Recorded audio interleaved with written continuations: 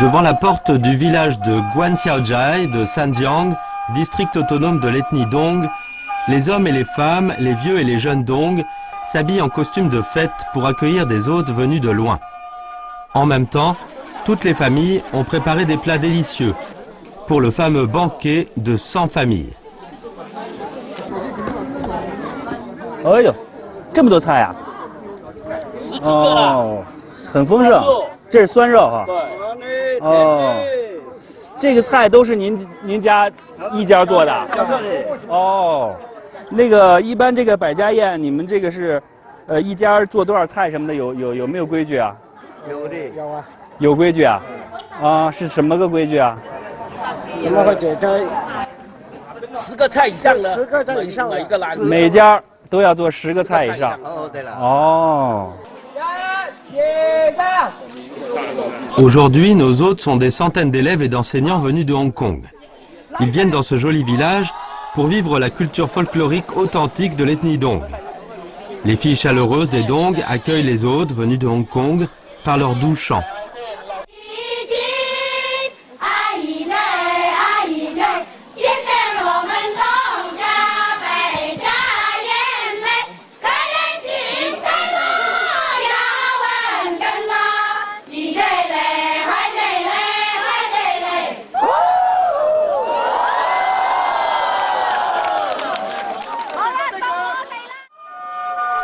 Avec le spectacle des chants et des danses, ainsi que le banquet de 100 familles, la cérémonie d'accueil bat son plein.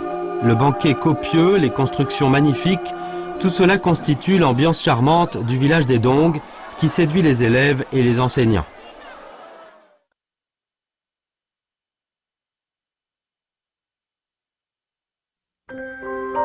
Les 8 villages de Chongyang se situent dans le district autonome Dong de Sanjiang à Liuzhou, dans la région autonome Zhuang du Guangxi. Ils sont à 210 km du centre-ville et à 18 km du district de Sanjiang. Dans l'histoire, on a commencé à s'installer sur cette terre, autrefois décharnée, il y a à peu près 700 ans. Il y a 400 ans, à Chongyang, s'est formé composé de 8 villages Dong. Aujourd'hui, le paysage pittoresque de ces villages, beaux et calmes, attire les visiteurs des 4 coins du monde. Mais pour eux, la plus impressionnante n'est pas le paysage. Yang Shenzhen a 90 ans cette année. Elle vient tous les jours au pont de Chongyang. C'est justement son père qui a dirigé la construction de ce pont il y a 100 ans. 1912年商量罗捐捐款，因为不都卖房子的，那个锈蚀的都可以这个掏腰包，你的取1块，我的取8、9千，可卖房子呢，个摩捐罗捐部，那房子大房子那个，个30-40本，以及每个村寨都双河。 Le pont de Chongyang s'appelle également le pont Yongzi. C'est le pont du vent et de la pluie le plus grand et le mieux conservé des 8 villages de Chongyang. Il a une longueur de 77,76 mètres, une largeur de 3,75 mètres et une hauteur de 11,52 mètres. Sur les piles, il y a 5 tourelles en forme de pagode et un couloir long de 19 chambres. Les pavillons et le couloir sont reliés et constituent un ensemble qui ressemble à un immeuble en forme de couloir enjambé sur l'eau. On l'appelle le pont du vent et de la pluie parce qu'il peut abriter les passants contre les intempéries. 几千个大细菌，2、3千、5、6千斤都有。难度大，打开水箱呐，就水箱难呐，到了冰箱呢，泥水要冰到能10里，瓦呢20多万嘛，我20多万嘛，自己这个称那个瓦匠了，这个逍遥。 À l'extérieur, le pont du vent et de la pluie de Chongyang est gigantesque, alors qu'à l'intérieur, sa structure est ingénieuse et scientifique. Au lieu de clous en fer, on utilise les mortaises et les tenons en bois pour relier solidement les différentes parties du pont. Cette technique répond parfaitement aux exigences modernes des travaux de ponts en bois. Comment a-t-on pu réaliser une telle construction il y a 100 ans?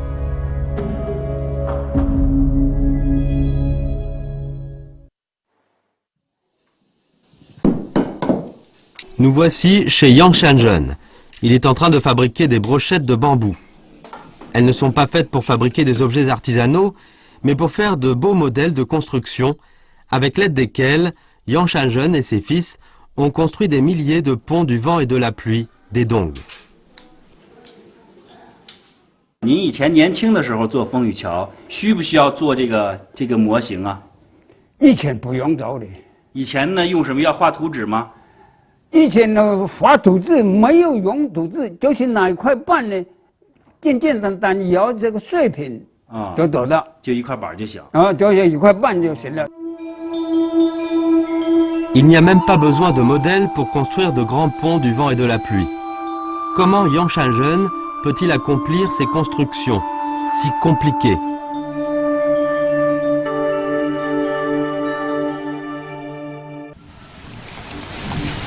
Sur le chantier d'une construction civile du village, Yang Seyu, fils de Yang Shanzhen, est en train de travailler avec des ouvriers.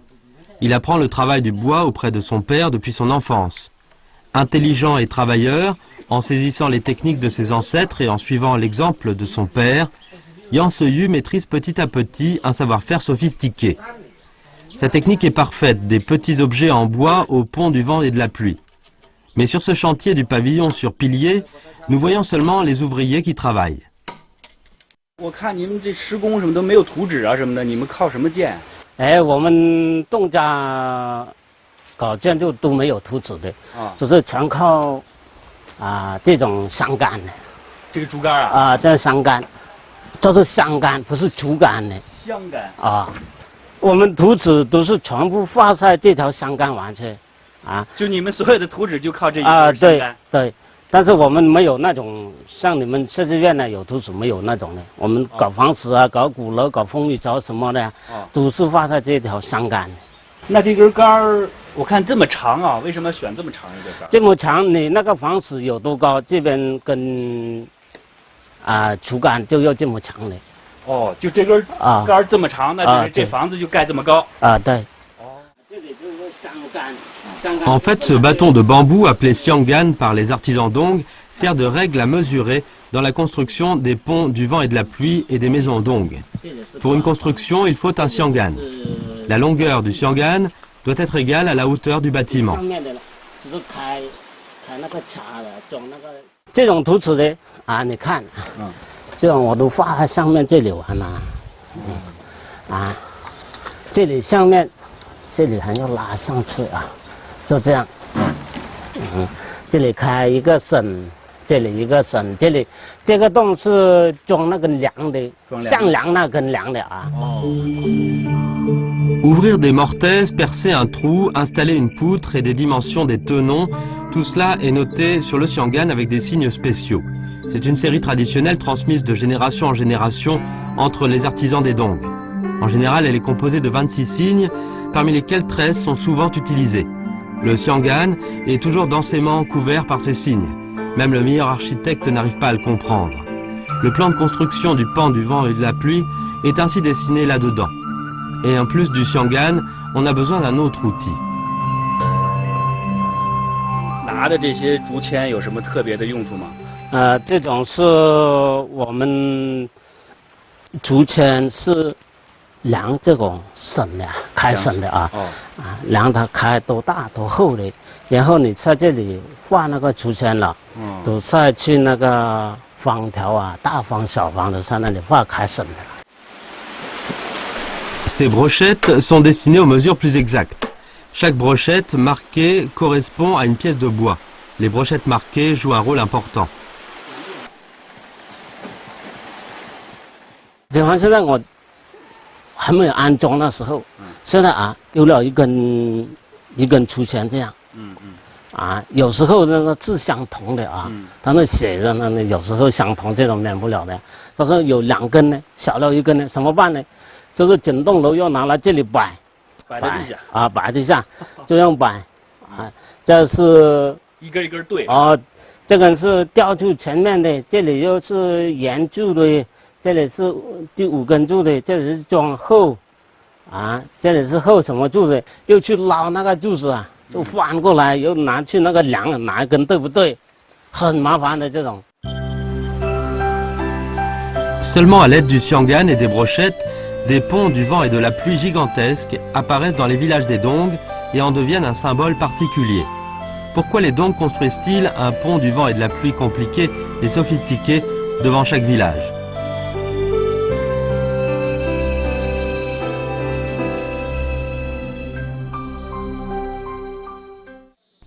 En tant que membre de l'ethnie Dong, Ho Tiang fait des recherches sur la culture des Dong depuis des années. Il connaît profondément la signification spéciale du pont du vent et de la pluie.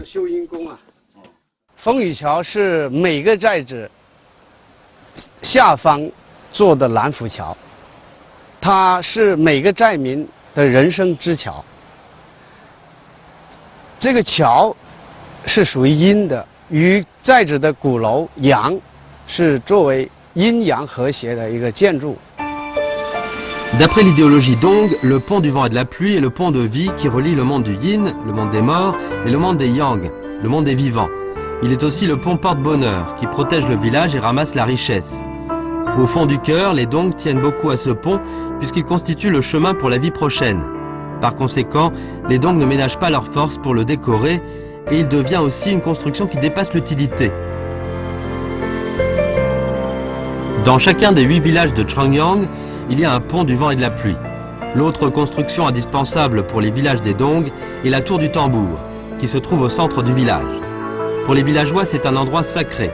Le proverbe des Dong dit « Le village n'existe plus sans tour du tambour ». Dans un autre village, avant l'inauguration de la tour du tambour, personne n'ose emménager. Pourquoi la tour du tambour occupe-t-elle une place si élevée? Quelles sont ses fonctions?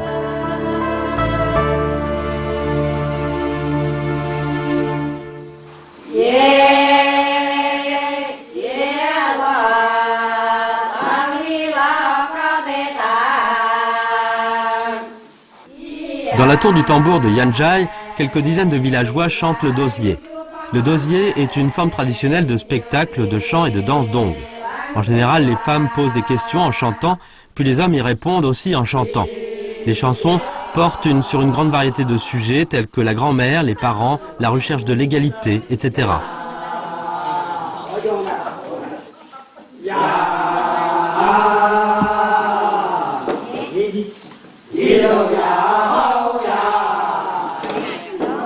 Quand才唱的内容大概都有些什么？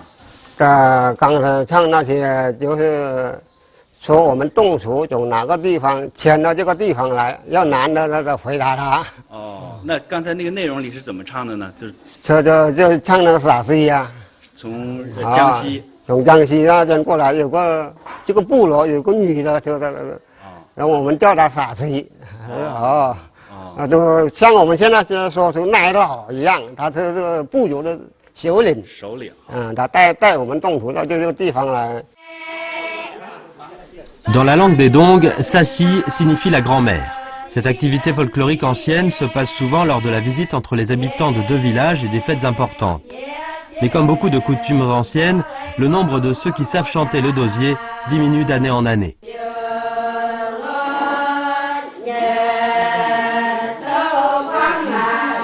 看咱们唱这个多耶的都是年龄比较大的一些老人啊。现在的年轻人呢，不大懂这个词义就是那些老的他比较记得一点。哦，以前的时候是不是年轻人也唱？以前呢，从15、16岁的都会唱了。啊，就也是这样站成群这样，也有年轻人。也都是年轻人，老人都是很小唱。 Le vieux dosier risque de se perdre, mais la tour du tambour reste l'un des endroits les plus importants du village. En plein été, on y jouit de la fraîcheur. En plein hiver, on s'y met autour d'un feu. Quand un grand événement se passe dans le village, tout le monde s'y réunit et discute de ses problèmes. Pourquoi la tour du tambour occupe-t-elle une place si élevée?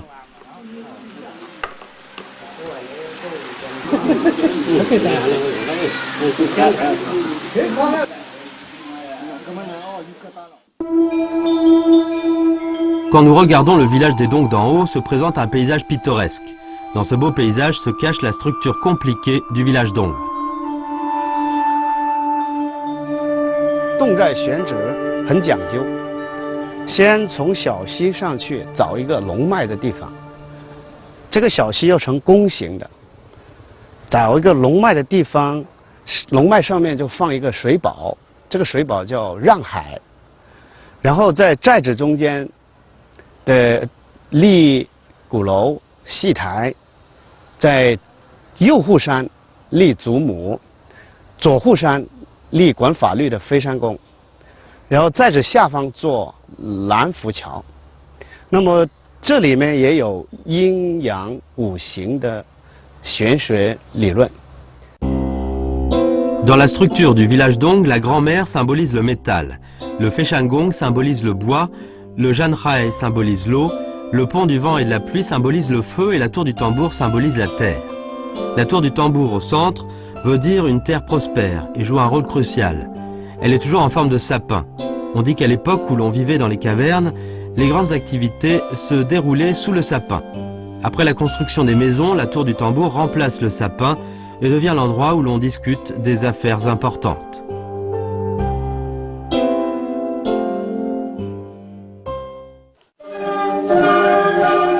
Aujourd'hui, pour les visiteurs, la tour du tambour est un site important. S'ils ont de la chance, ils pourront voir le spectacle des chants et de danse et prendre part au banquet des 100 familles devant la tour du tambour, comme ses élèves et enseignants venus de Hong Kong. 你觉得这里的人怎么样？这里的侗家人？很热情，很和谐，还有他们对我们的招待都是很热情的。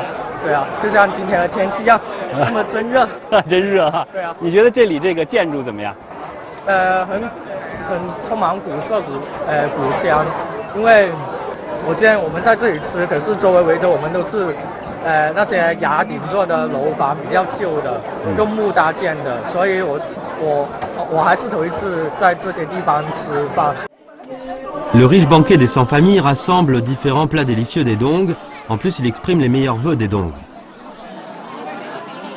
吃北大宴可以拿北大福，成白样寿，享百年寿，还可以吃各种邪。老人家说的话的，以前说一种那个老人家身体不好，小孩身体不好啊，来这里吃一餐那个北大宴，对你这个身体多好一点。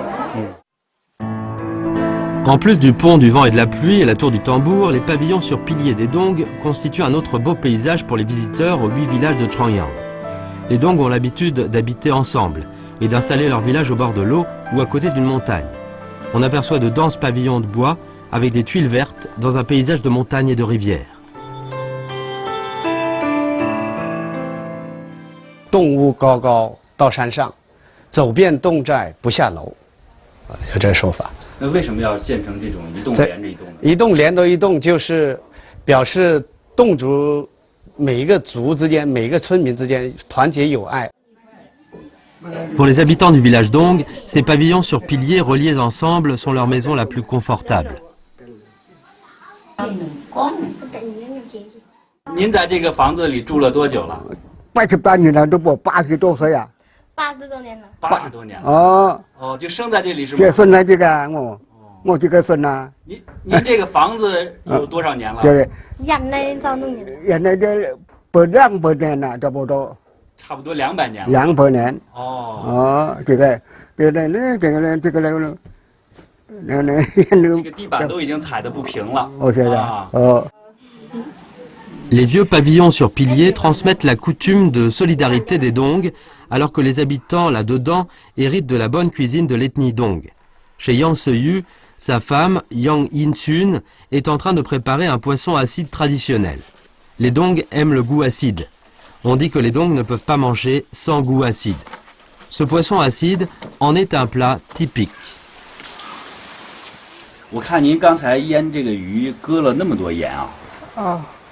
放盐就是给它留得久一点，就可以放得更久一些哈。是啊。哦，那个这个糯米是做什么用呢？有那个香味啊，有那个酸味啊。就是只有放糯米才能出来那个酸味。对啊，对。哦。那这个腌上以后要腌多久才能可以吃啊？随便。 几十年都可以。几十年都坏不了。Il existe un grand nombre de plats acides, comme du poisson acide, de la viande acide et des légumes acides. Ils sont tous préparés dans la cuisine au premier étage du pavillon sur piliers. Il semble cependant dangereux de faire du feu dans une construction en bois. Yang Seyu nous présente les précautions à prendre contre les incendies près du four au rez-de-chaussée. 那我们这个的呢就是下面是火塘的，搞这个为什么要搞这个呢？为了防火里面都是全部装泥巴满去我们在上面呢煮饭炒菜冬天都在那里烤火家家户户都是这样搞。Bien que la conception du Puy du Feu soit ingénieuse, toutes les constructions des villages d'Ong sont en bois et les maisons sont reliées les unes aux autres. L'incendie est en conséquence un désastre. Ainsi, les précautions contre les incendies deviennent la chose la plus importante du village. Entre les maisons, il y a toujours un point d'eau. En plus, on sonne l'alarme à heure fixe chaque jour.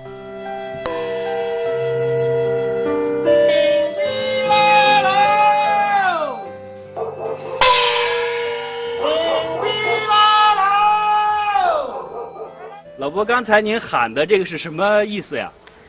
现在喊的这就是现在的小心火烛，要小心，要小心火烛防火哎，对，这个是每天都要喊吗？每天都要喊2次。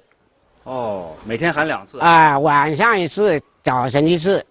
那您喊这个是您这个是您自己的工作呢，还是全寨人的？全寨的，我这人班来喊的。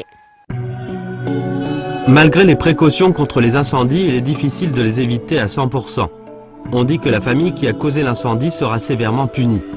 Shezun II, responsable de la réglementation du village, connaît le mieux le contenu de la punition.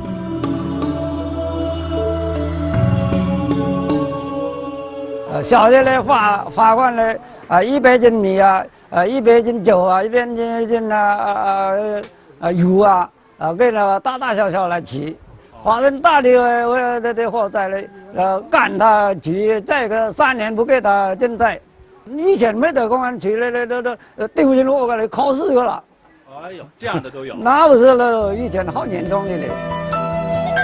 La punition sévère sensibilise chaque habitant des 8 villages de Changyang aux précautions à prendre contre les incendies. Avec le soin de ses habitants, les 8 villages de Changyang gardent leur splendeur, malgré les vicissitudes des siècles. Le pont du vent et de la pluie magnifique et la tour du tambour solennel constituent le beau paysage du village d'Ong qui accueille les visiteurs des 4 coins du monde.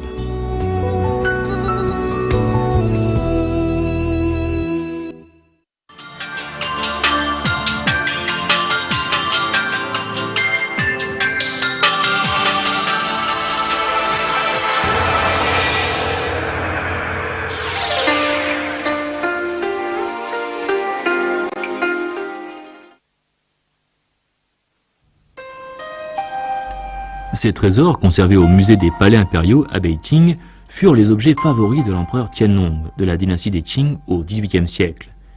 Ivoire blanc sculpté, pièces d'émail multicolores, bijoux et trésors en or, en argent ou en pierres précieuses, toutes ces merveilles si nombreuses rivalisent de leur éclat. Cloisonné, jade sculpté, ivoire sculpté, lac incrusté d'or, incrustation de filigrane, tapis impérial, broderie de Beijing. Ces 8 merveilles artisanales, grâce à leurs valeurs inestimables et à la complexité des travaux d'exécution, gagnèrent leur réputation de 8 merveilles de Yanting, Yanting étant l'ancien nom de Beijing. Durant les dynasties des Ming et des Qing, entre les 14e et 20e siècles, les objets et matières rarissimes et extraordinaires que les différentes régions du pays offrirent à l'empereur furent réunis au service impérial de manufacture. La couronne d'or de l'empereur Wanli de la dynastie des Ming fut tissée avec 518 fils d'or de 0,1 cm de diamètre. Elle fut incrustée de 2 dragons joints avec une boule. Les dragons, eux aussi, furent confectionnés pour leurs écailles avec des fils d'or pincés. Le savoir-faire utilisé pour la confection de cette couronne est l'incrustation de filigrane, l'une des 8 merveilles de Yanting. La robe de l'empereur, en tant qu'emblème du pouvoir suprême du souverain de la société féodale, avait son dragon brodé avec du fil d'or d'une pureté de 99,9%.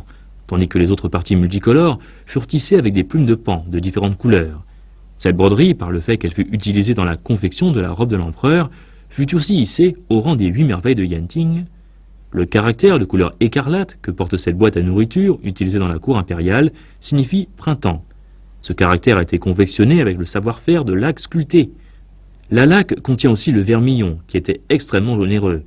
Cette couleur était la plus appréciée par la famille impériale et l'aristocratie à l'époque.